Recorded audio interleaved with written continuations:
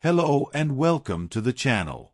Today we are going through the first chapter of The Sea's Silent Hunger, a short story written by me. Please like and subscribe and ring that bell to be notified of future updates. The Sea's Silent Hunger is a gripping detective thriller that follows Detective Adrian Moore as he delves into the disappearance of dozens of people in the secluded town of Ashwick. With a sense of impending doom and a growing unease, Moore must unravel the town's dark secrets to uncover the truth behind the disappearances. In Chapter 1, The Call, we witness Moore's initial encounter with the case. A mysterious phone call leads him to Ashwick, a place shrouded in secrecy and filled with a palpable sense of dread. The Sea's Silent Hunger.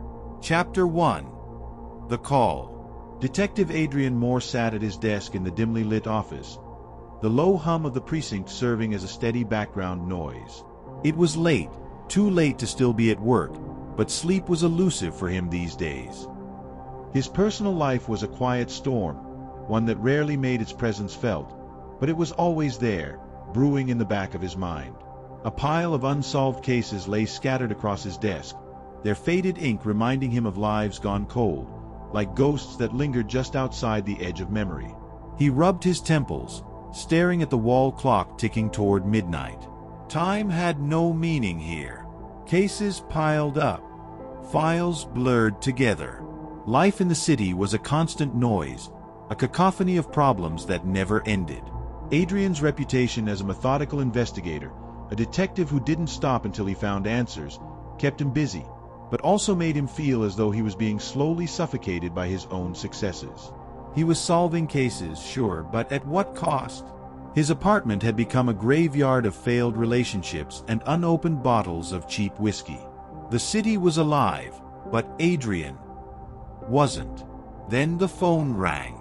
A jarring, sudden sound in the quiet precinct. Adrian hesitated for a moment, his fingers hovering over the receiver. He wasn't on call tonight, but something about the timing gnawed at him, as if the call itself were an omen. Finally, with a sigh, he picked it up. "Moore," he said, his voice rough with fatigue. There was silence on the other end. Adrian's grip tightened, irritation flickering at the edges of his consciousness. He was about to hang up when the voice came through, low and hollow, like it was coming from deep within a tunnel. "Detective Moore?" Adrian paused, sensing something odd in the tone.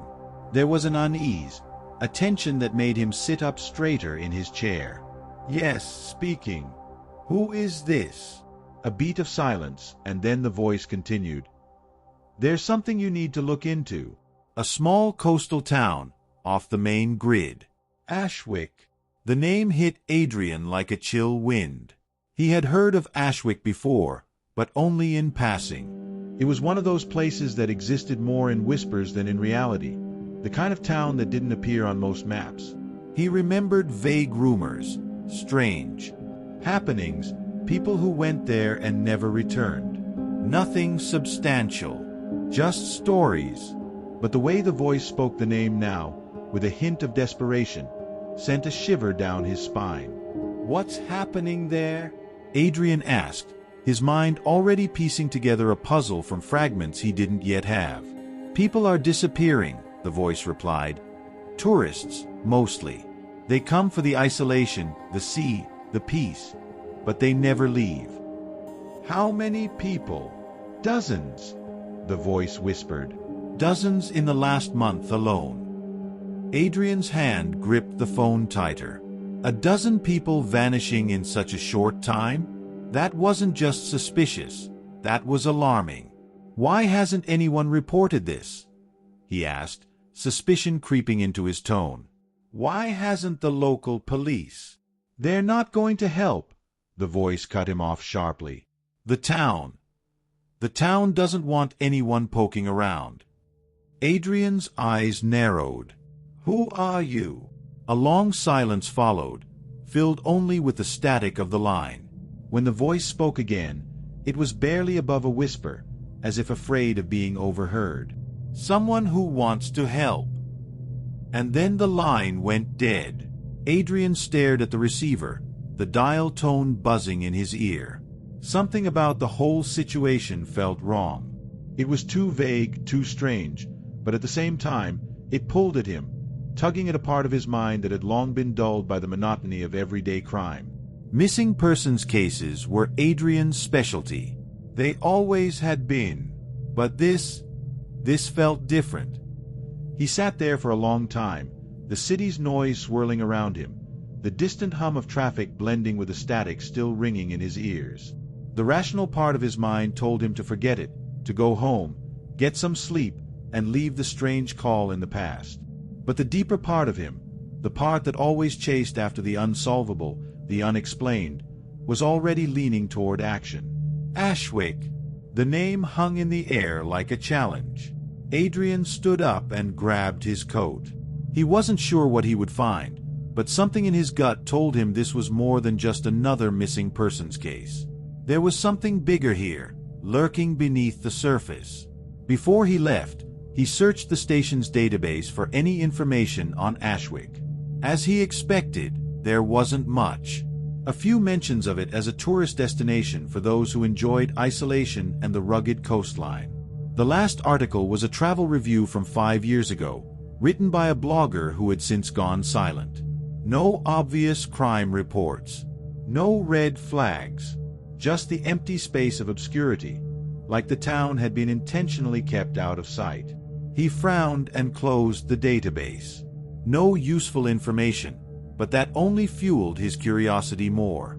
He couldn't shake the feeling that whatever was happening in Ashwick, it was being carefully hidden. The drive to Ashwick was long and uneventful. Adrian left the city early the next morning, the highway stretching out before him, a gray ribbon winding through empty landscapes. As the miles passed, the urban sprawl gave way to desolate countryside, and the weather grew colder, the sky heavy with clouds that threatened rain. He passed through small towns, each one more remote than the last, their populations thinning out, until he was alone on the road.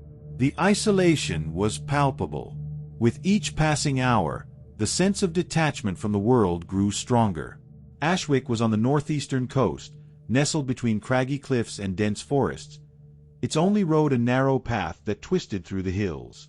By the time Adrian turned off the highway and onto the road leading to the town, the sun had dipped below the horizon, casting the landscape in a dull twilight. The town emerged from the mist like something out of a dream or a nightmare. Ashwick was small, with ancient weathered buildings that seemed to blend into the rocks around them.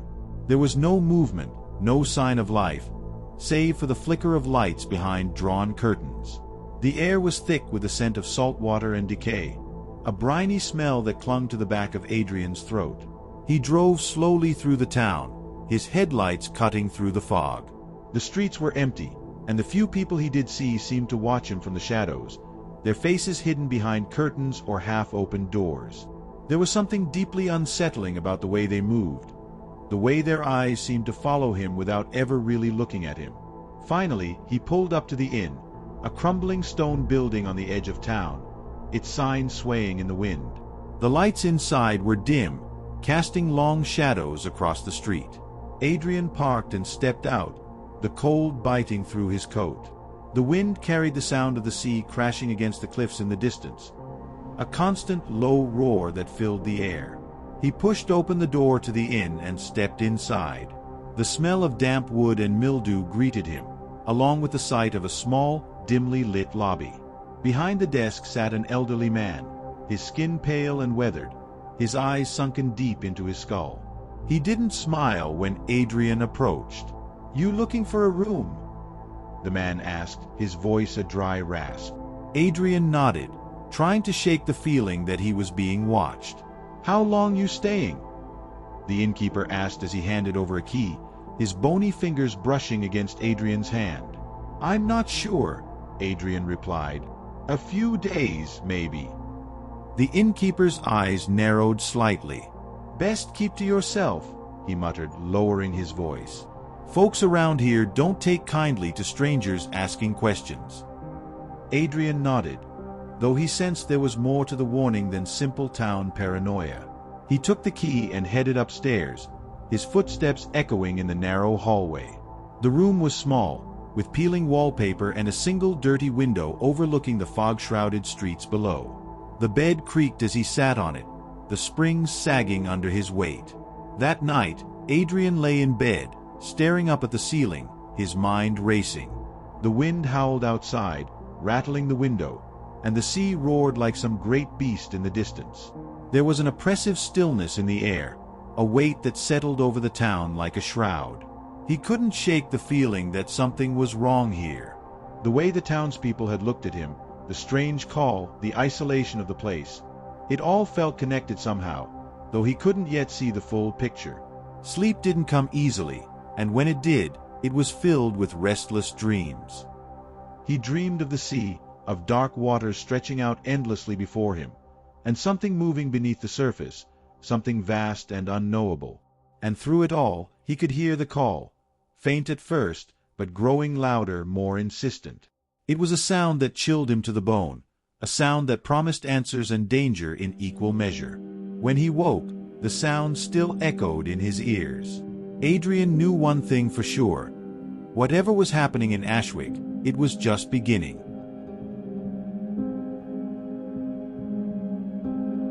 Thank you for watching. Please don't forget to like and subscribe. Let me know your favorite Eldritch horror story.